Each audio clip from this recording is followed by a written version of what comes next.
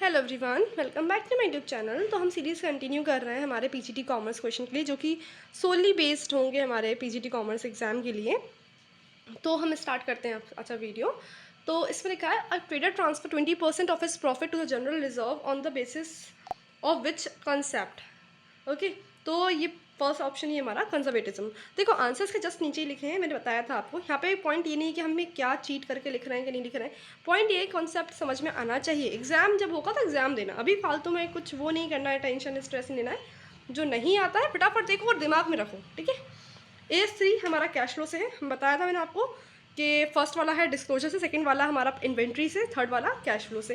अच्छा, fund flow हमारा हमेशा जो देखो फंड फ्लो ये होता है और कैश फ्लो ये होता है। फंड में हम सारी चीज़ें इंक्लूड करते हैं, कैश में से हम कैश इंक्लूड करते हैं। अकाउंटिंग फॉर डेप्रिसिएशन, और ये हमारा जो डेप्रिसिएशन है वो कौन सा AS का होता है, 6, ठीक है। Correct accounting equation, asset is equal to liability plus capital होता है, ठीक है। तो अब देख लो यहाँ पे कौन सा है, asset is equal to liability plus capital. ये ओनर्स फंड है, टाइम देखो माइनस तो आएगा नहीं, इज इक्वल टू आएगा नहीं, और ये ओनर्स फंड लाइबिलिटी कहाँ है इधर, तो बी हमारा करेक्ट आंसर है। Accrual concept is related to revenue, क्योंकि ये हमारा इसलिए रिलेटेड है, जैसे ये ईयर है, इसके अंदर हमारा रेवेन्यू हो या एक्सपेंस हो, रिकॉर्ड तो हम करेंगे ही करेंगे इसके अंदर, ठीक है। अब इसके बाहर हम रिकॉर्ड नहीं करेंगे, इसके बाहर हम रिकॉर्ड नहीं करेंगे, तो हमारा इक्वल है। यहाँ पे एक्सपेंस हो तो तब भी हम यही बोलते हैं, ठीक है। आइटम तो कोई मतलब नहीं, रन ऑफ दीज है नहीं। और एप्रिसिएशन हमारा काय के लिए होता है, कंजर्वेटिज्म, क्योंकि हम ऑल द बुक हमें ऑल द पॉसिबल लॉसेस करने पड़ते हैं, ठीक है। The accounting standard board of India is constituted इन 1977। देखो ये कुछ चीज़ें याद करनी पड़ती हैं हमेशा, ठीक है। याद रखना कि 77 में हमारा ASB इस्टेब्लिश हुआ था, ठीक है, accounting standard board. Trade discount is allowed for, देखो कैश डिस्काउंट हम तब देते हैं जब हम कैश पेमेंट करेंगे, तो है ही नहीं। Purchasing product on in bulk quantity, ये हो सकता है, ठीक है। हम आगे बढ़ते हैं। पेमेंट ऑफ कैश, फिर से वही कैश वाली बात। Opening of several units of different market for business expansion, ये भी बिल्कुल गलत है, ये तो बिल्कुल है गलत। तो हमारा बी सही ऑप्शन है, ठीक है। हमें मैच करना है, ठीक है। यहाँ पे देखना कि देखो ये तो पता है हमको कि 12 जो है इनकम टैक्स का है, 11 हमारा फॉरेन एक्सचेंज से रिलेटेड रहता है, 14 हमारा अमलगमेशन से रहता है, ठीक है। हमें ये बात पता है कि हमारा 38 जो है इंटेंजिबल असेट से है, 2 मैच हो गए। 17 हमारा लीजिंग से है, बचा हुआ प्रॉपर्टी प्लांट एंड इक्विपमेंट से है। तो हमारा इस हिसाब से ए का 4 है यहाँ पे है, बी का 3, सी का 2, ये रहा। Preparation of consolidated balance sheet of the holding company and subsidiary company is done as per, देखो 11 तो बताया मैंने, फॉरेन एक्सचेंज से रिलेटेड रहता है, ठीक है। 21 है, ठीक है।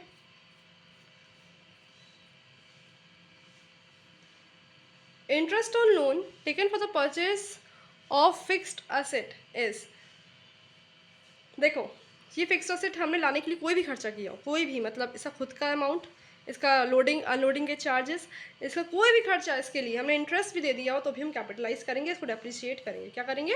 डेप्रिशिएट करेंगे। कैपिटल मतलब वो करना ही होता है, डेप्रिशिएट करना भाई। इसका एक्सप्लेनेशन आप पढ़ लेना। देखो interest on loan paid for the purchase of fixed asset is capital expenditure, ठीक है। Dual aspect of concept result in the following equation, देखो डुअल एक्सेप्ट वही ना कि asset is equal to liability plus capital, revenue तो है ही नहीं, revenue is equal to expense, ये कब से हो गया? प्रॉफिट कैपिटल प्लस, ये बकवास, ये सही है सी, ठीक है। When a business is purchased, any amount paid in excess of total of asset, देखो यहाँ ध्यान दो, देखो अगर हमारा असेट हमारा असेट हमारे 10 रुपये के हम ले लिए हैं और पेमेंट हम 12 रुपये कर रहे हैं, मतलब कुछ तो ऐसा था जो हमने पे किया है उनको एक्स्ट्रा। क्या किया हो सकता है? गुडविल हो सकता है, ठीक है। ये तो हमारा आंसर है, ठीक है। और अगर यहीं पे हमारी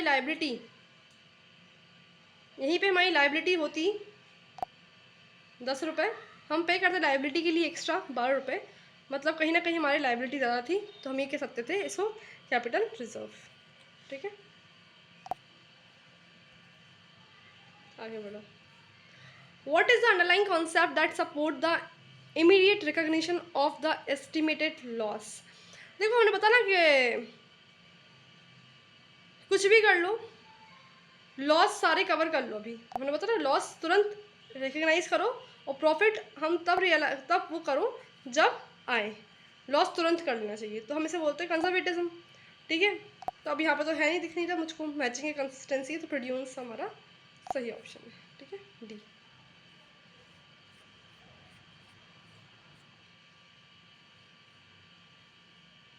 responsibility accounting aims to ensure that a manager is punished. ये क्या बात हुई, ये बकवास ही है।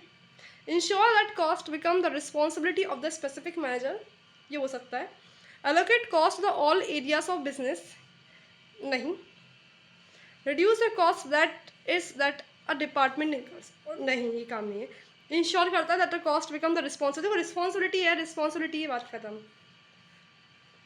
Window dressing is prohibited due to convention, तो बात ही लगे, कन्वेंशन हमारी पॉलिसीज वगैरह पे ट्राई होता है। कन्वेंशन ऑफ मटेरियलिटी, नहीं, ये भी नहीं, क्योंकि मटेरियलिटी मतलब हम जो मटेरियल है वो बताएंगे, ये तो कोई है ही नहीं। ये डिस्क्लोजर, क्योंकि हमें बताना पड़ती है हर चीज़, लिखा है। विंडो ड्रेसिंग मतलब ये होता है कि आप उन्हें मन से कुछ ही नहीं बता सकते, और मन की बातें नहीं बता सकते, सच है वो बताओ। ठीक है। ओनर्स इक्विटी स्टैंड फॉर, वही ना यार, asset is equal to liability plus capital, तो अब बचेगा क्या, fix asset minus liability, asset minus liability. अब देख लो यहाँ पे क्या इक्वेशन बन रही है, ये रहा, total asset minus total outside liability. Which of the following statement is correct? Increase in liabilities are credit and decrease are debit, ये सही है भाई। इंक्रीज इन असेट आर नहीं, डेबिट होता है। इंक्रीज इन कैपिटल आर नहीं, credit होगा। Increase in expense are debit, first option सही है। ठीक है। According to which concept it is necessary to disclose all the necessary information और इन फाइनेंशियल स्टेटमेंट, बताया था मैंने आपको, फुल डिस्क्लोजर, राइट, डिस्क्लोज करना है तो फुल डिस्क्लोजर। जो the following is not an accounting principle, ये देखो डुअल एक्सपेक्ट डेबिट क्रेडिट होता है। कॉस्ट कॉन्सेप्ट, हाँ, कॉस्ट पर रिकॉर्ड करेंगे। प्रिंसिपल ऑफ मटेरियल, हर सारी मटेरियल चीज़, ये क्या है, ट्रूथफुलनेस क्या है, कौन कितना ऑनेस्ट है, ये बताएंगे क्या आप, नहीं, बकवास। According to which of the फॉलोइंग accounting concept, the owner of the business is also considered a creditor to the extent of the capital. business entity मतलब कि बिजनेस अलग है, ओनर अलग है, जो भी पैसा देता है वो उसे क्रेडिटर बन जाता है, बिजनेस की जिम्मेदारी है, इसलिए हम उसे लाइबिलिटी साइड पे लिखते हैं। ठीक है। The basis of generally accepted accounting principle are assumptions, क्यों, क्या हम ये बोलते हैं कि जनरली एक्सेप्टेड अकाउंटिंग होती है, हमारा जो गैप है ना, हम बोलते हैं सब जगह अपना चुके हैं, ये ज़रूरी है कि सबको ही माने, अज्यूम कर लिया है कि ये तो चलेगा ही चलेगा। Which of the going concept assumes the continuance of business to infinite period? ठीक है।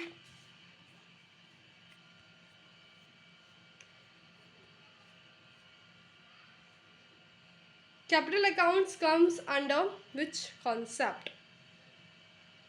Separate legal concept, accounting period, accrual, देखो एक्यूरल तुम्हारा डेबिट क्रेडिट हो जाता है। ठीक है, जो है 1 साल के अंदर आना चाहिए। रियलाइजेशन हमारी तो उस पर होती है, किस पे बेसिस, ये तो कोई नहीं, क्या सेपरेट लीगल। ठीक है, अलग से हम ट्रीट करते हैं बिजनेस का और ओनर का fund. Capital employed is equal to equity and, अच्छा देखो ये हमारी बैलेंस शीट है, ये हमारी इतना पार्ट हमारा कैपिटल का है, इतना हमारा लाइबिलिटी का है। ठीक है, और ये हमारे एसेट का है। इसमें से बताओ कितना हमारा जो है कुल मिला के पैसा लगा हुआ है कंपनी में, पूरा कैपिटल कितना लगा हुआ है, ये बताना है आपको यहाँ पे। तो बता देते हैं हम, अपना तो लगा ही लगा है, और जो भी आउटसाइड से आया वो भी लगा हुआ है। करंट लाइबिलिटी हटा देना भाई, करंट लाइबिलिटी हटा दो, तो मतलब क्या मतलब है इसका, long term liability plus capital, तो क्या हुआ, ये भी सही है, ये भी सही है, ये भी सही है, तो मतलब सी हमारा आंसर है। देखो, देखा ना, equity plus long term debt. According to conservatism concept stock will be valued at, देखो जिस पे लेस आ जाना वर्ड देख लिया करो, मार्केट प्राइस नहीं, कॉस्ट प्राइस नहीं, cost price market price which ever is value. अच्छा कभी कभी ये होता है कि यहाँ पे नेट रियलाइजेबल वैल्यू भी दे देते हैं क्वेश्चन में, तो वो मत वो सोचना, क्योंकि मार्केट वैल्यू ही होता है नेट रियलाइजेबल वैल्यू, ठीक है। All the possible losses should be anticipated in advance, बताया भाई कंजर्वेटिज्म, अब लर्न हो गया होगा आपको। If a firm consider advance received from its client as an income, then it violates which of the following concept, देखो ये तो होगा नहीं, ये तो होगा ही नहीं, इन दोनों में से कोई एक है, बताओ। कॉस्ट कॉन्सेप्ट होगा नहीं, क्योंकि यहाँ पे कोई कॉस्ट वाली बात नहीं है, हमारा आंसर होगा रियलाइजेशन, क्योंकि अभी तो इनकम आई ही है, रियलाइज कहाँ हुई है, नहीं हुई है ना, तो रियलाइजेशन कॉन्सेप्ट।